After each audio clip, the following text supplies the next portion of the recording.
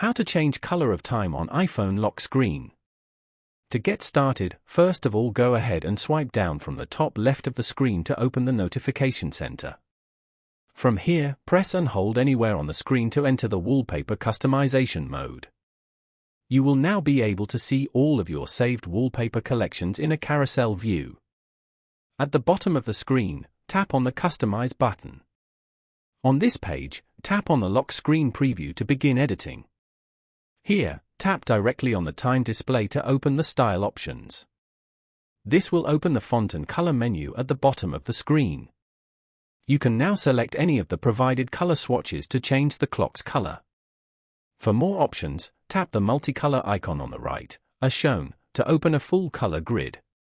After selecting your preferred color, tap the cross icon to close the color menu. Now, tap on Done at the top right corner to save your new settings. Following these steps, you can easily change the color of the time on an iPhone lock screen.